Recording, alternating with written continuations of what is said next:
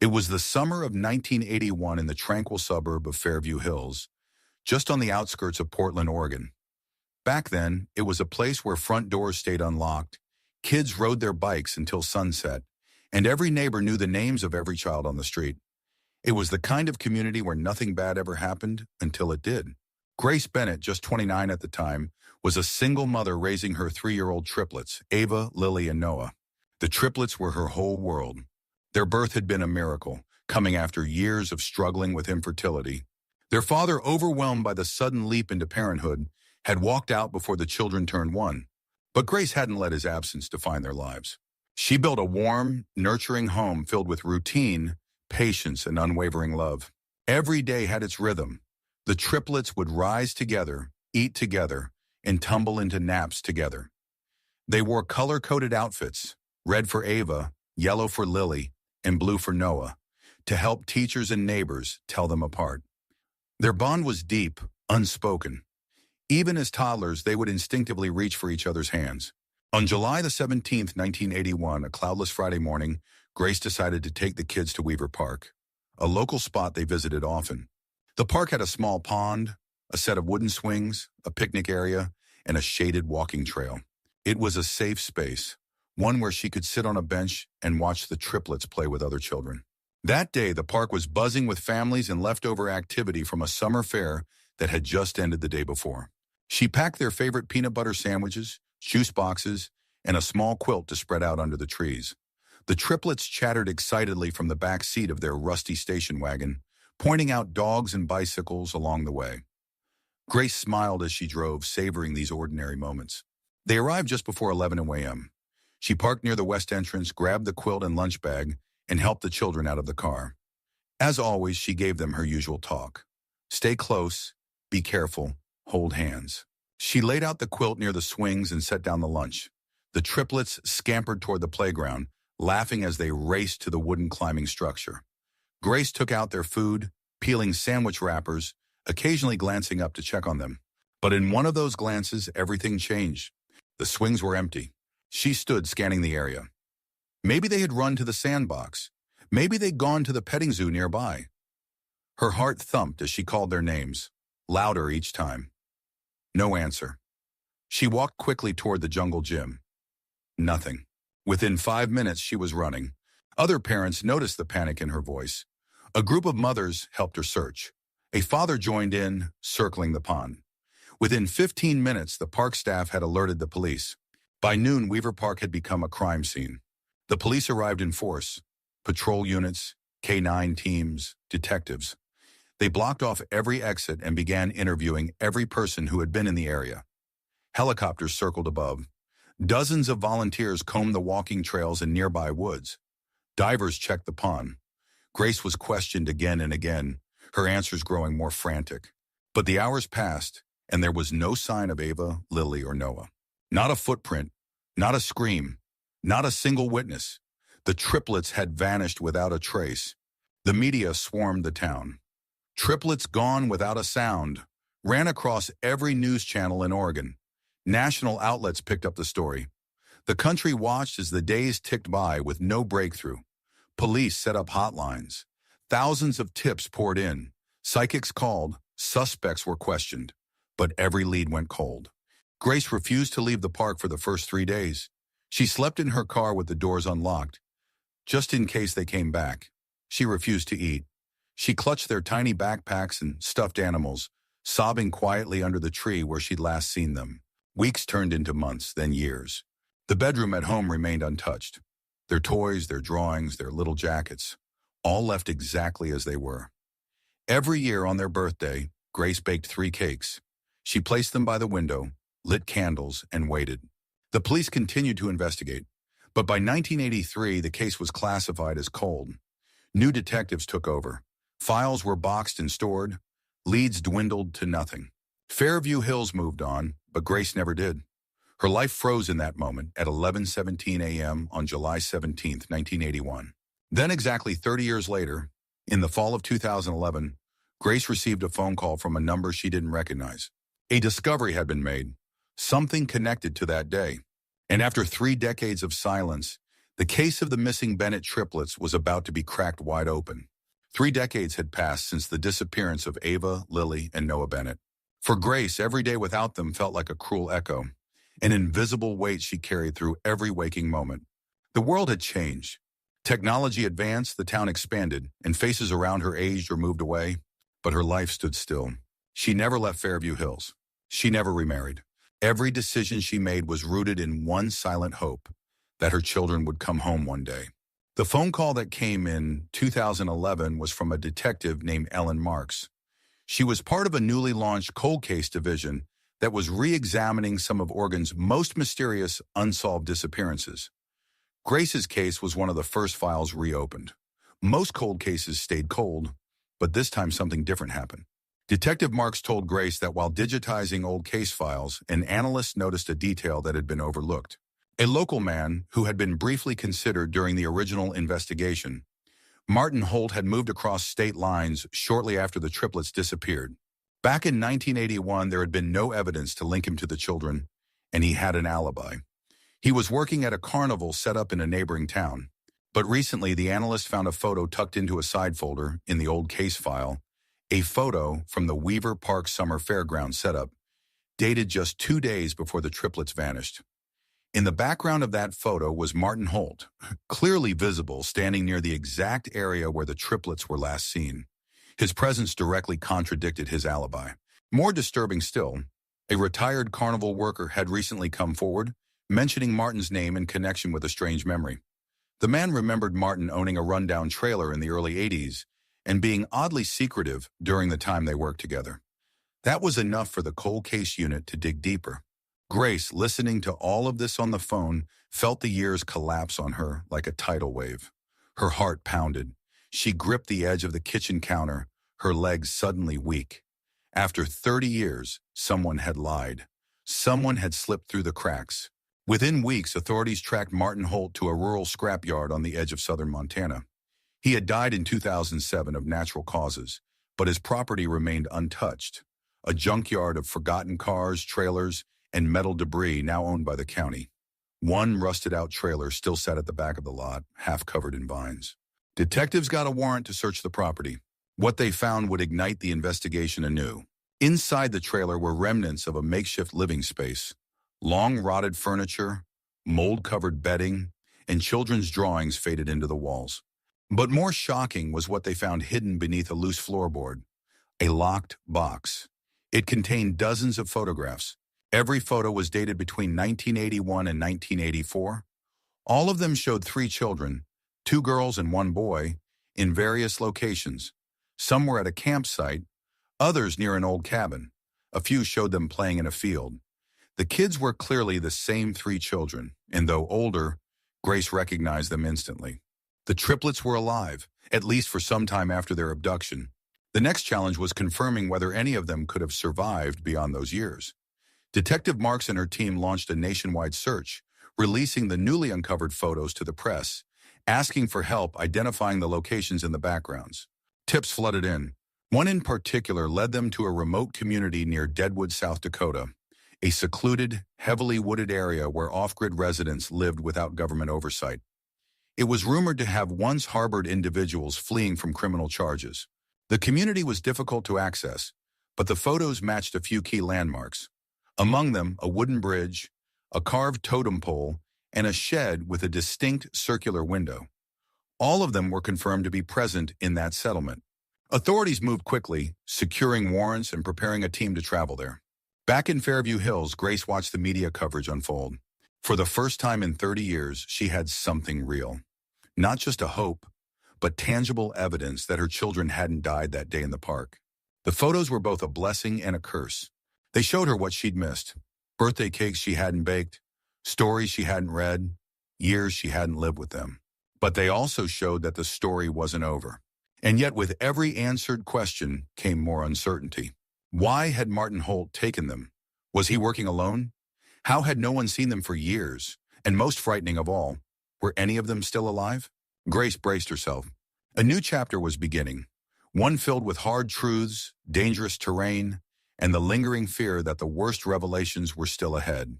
As law enforcement prepared to enter the remote settlement in the Black Hills of South Dakota, tension ran high. The photos found in Martin Holt's trailer had placed Ava, Lily, and Noah in that region, at least during the early 1980s, but there was no record of any children matching their descriptions in school or medical records in the area. No one from the community had ever reported seeing missing kids. And yet the photographs told a different story. Grace stayed glued to the news. Every new update pulled her between cautious hope and overwhelming fear. She barely slept. The thought that her children might be alive and yet raised by someone else, away from everything they once knew, haunted her. When detectives reached the settlement, they discovered a strange, almost time-frozen world. There were no paved roads leading in. Dozens of small, weathered cabins dotted the woods. The people who lived there were wary of outsiders and tight-lipped about their pasts. Some had no IDs, others used fake names. It was a place where people came to disappear. Detective Marks and her team spent days interviewing residents, showing them the photos. Most denied ever seeing the children. A few older members gave vague, half-mumbled responses, saying things like, "A man came through here back in the day," or, "There were kids, I think, but they didn't stay long." But on the fifth day, a breakthrough came from an unexpected source. An elderly woman named Mavis Conroy, who had lived in the settlement since 1982, quietly approached one of the officers. With trembling hands, she pulled a worn, folded photograph from her coat pocket. It was a picture of 3 children standing in front of a cabin, clearly the same kids from the other photos. On the back, written in faint pencil, was a date, September 1986. That meant the triplets had been alive at least 5 years after their abduction, longer than anyone dared hope. Mavis explained that she'd seen the man, Martin Holt, arrive in the early 80s with the kids. He told the community he was their father and that their mother had died in a fire. He kept to himself, living in a cabin on the edge of the forest. Mavis admitted she found him odd and stern, and that the kids were rarely allowed to interact with anyone else. They were sweet, she said. The girls braided each other's hair. The boy Noah, I think, was always building things with twigs and stones. But then came the twist that shattered everything Grace thought she knew. According to Mavis, in late 1987, Martin had vanished. He left the cabin one morning and never returned. And the children, they vanished too. At first, some in the community thought he'd taken them elsewhere, maybe deeper into the forest or to another settlement. Others believed something terrible had happened. Then years later, around 1991, rumors started to spread that one of the girls had returned. A young woman matching Ava's age and description was seen in a nearby town, asking for directions and traveling alone. She disappeared before anyone could speak to her. At the time, no one thought much of it. Until now. Mavis told detectives there had always been whispers that Martin wasn't acting alone. Some believed a woman had helped him raise the children in secret, someone from the settlement. Perhaps she was still out there. Perhaps she knew what had really happened to Ava, Lily, and Noah. This new lead opened an entirely different direction for the case. Detectives launched an effort to identify anyone in the settlement who might have lived with or near Martin's cabin during the 80s. Records were scarce. Most people used aliases. But a name eventually surfaced. Darla Wynn. She had once lived in a cabin near Martin's. She left the community in 1989 and was never heard from again. Using age progression software and state database cross-referencing, they found a potential match. A woman living under the name Diane Walters in rural Idaho. She worked at a small-town bakery, had no family listed, and had once spent time in juvenile care under the name Darla Wynn. When officers quietly visited her, they brought one of the old photos with them. Her reaction was immediate. She burst into tears before a single question was asked. "I didn't know what he had done until it was too late," she said. "I thought they were his kids. I didn't know they were taken." Darla or Diane had been 17 when she met Martin Holt. He was older, charismatic in a twisted sort of way, and seemed to be raising the children alone. She stayed with him for nearly 6 years. She said the kids were never allowed to speak about their life before him. They were scared, she recalled, especially Lily. She would cry at night, whispering about a playground, asking for her mom. Darla confirmed the triplets had indeed lived with them until 1987, when Martin had started behaving erratically paranoid, angry, convinced someone was coming. One night after an argument, he packed up the children and vanished. That was the last time she saw any of them. Grace's heart shattered once again. Her children had been alive for at least 6 years, raised in a lie, kept from her, and then vanished again under mysterious circumstances. Now all focus turned to what happened after 1987. Were Ava, Lily, and Noah still alive? Or had Martin taken his secrets and them to the grave? The investigation had cracked open, but the most vital piece of the puzzle was still missing.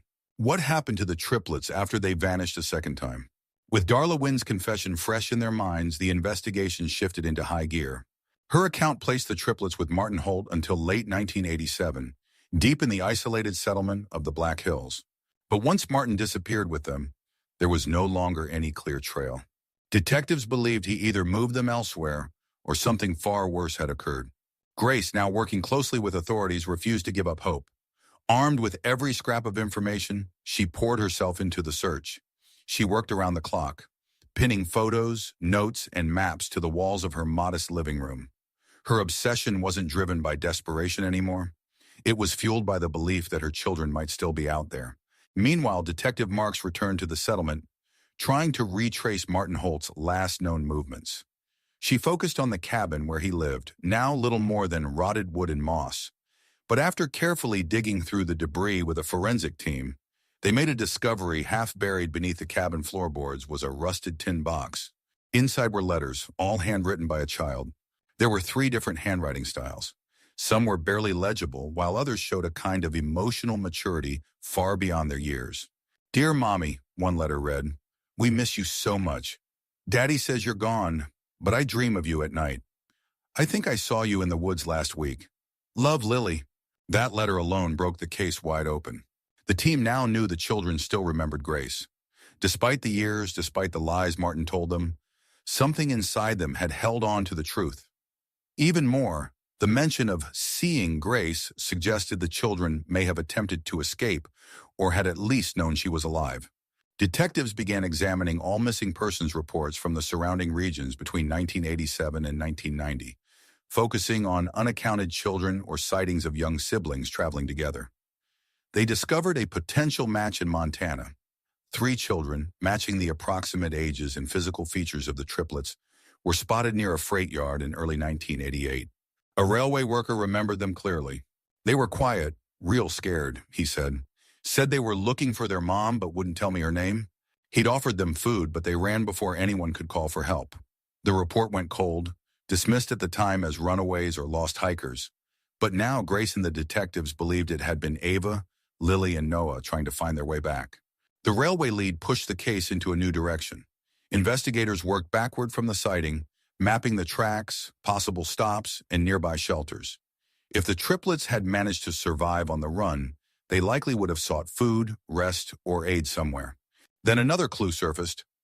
A woman named Carla Sims in Bozeman, Montana, had reported in 1989 that 3 children had broken into her barn during a snowstorm.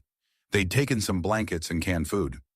Carla didn't think much of it until she saw the triplets' age progression images on TV decades later. "I swear to God, those were the kids," she told Detective Marks. "I remember the boy had a limp. One of the girls kept singing quietly, over and over, like it calmed her." This added more weight to the theory that the children had escaped Martin and had been living on their own for some time. But how had they survived? And more importantly, where had they gone?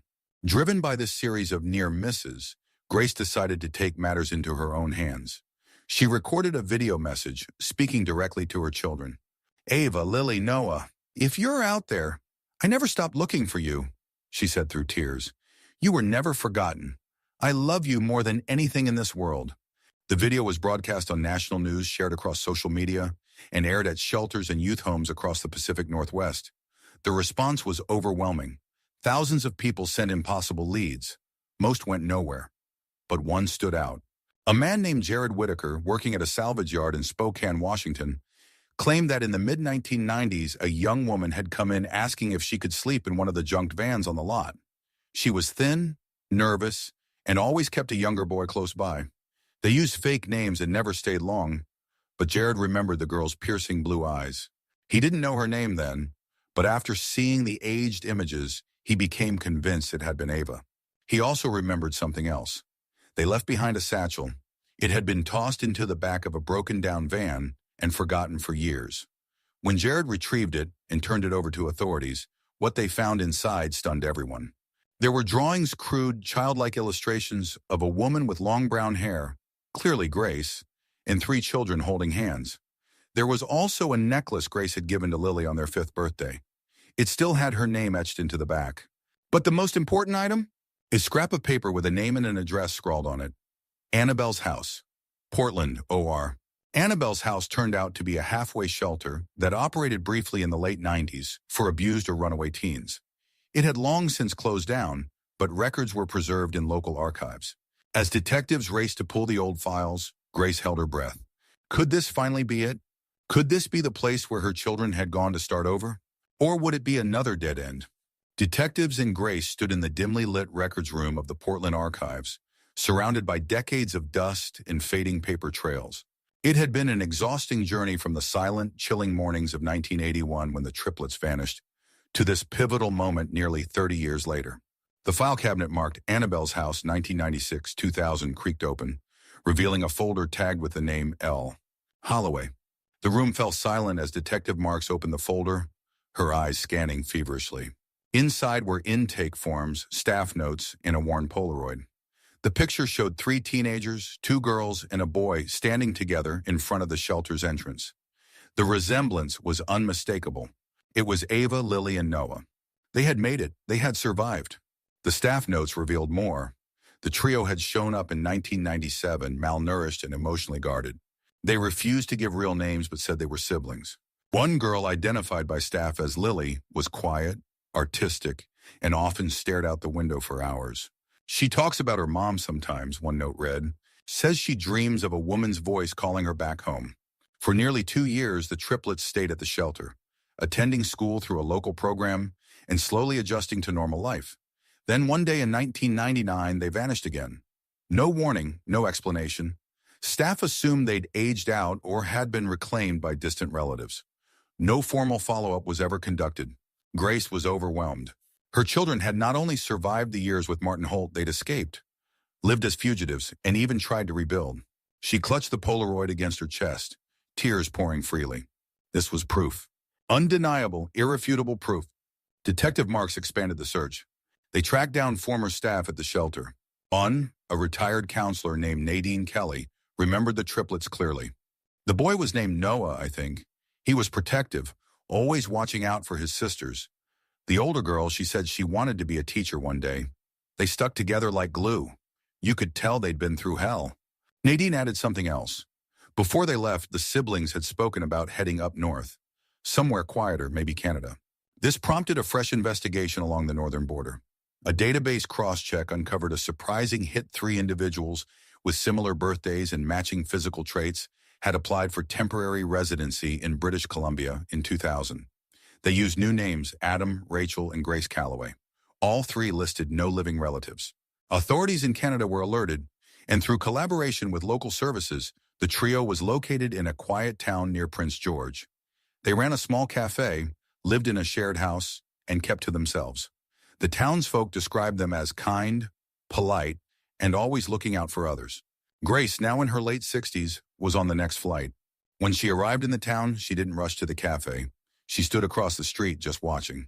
There they were, 3 adults, now grown, matured, changed, but unmistakably them. Noah, now Adam, was wiping down tables. Lily, now Rachel, was arranging pastries in the window. Ava, now Grace, was helping an elderly woman with her order, gently patting her hand. Grace stepped inside. The door chimed. All 3 looked up. There was silence for a moment that seemed to stretch across time itself. Ava's eyes widened. Lily dropped the plate she was holding. Noah stepped back, hand trembling. No words. Just recognition. A kind of recognition that can't be explained, only felt. Grace held out the Polaroid from the shelter. I've been waiting 30 years, she whispered. Lily was the first to move. She crossed the floor in seconds and wrapped her arms around her mother, sobbing into her chest. Ava followed, then Noah, the siblings enveloping their mother in a quiet, tearful reunion. Outside, passers-by paused at the sight through the window. 4 people frozen in an embrace, holding on as if letting go would make it all disappear again. Later, sitting together, they shared stories. The triplets had fled Martin in 1988, trekking through forests and train yards, hiding in barns and living in alleys. They remembered Darla helping them escape. They remembered writing letters they hoped would find their mother. They remembered waiting year after year, thinking they'd be forgotten.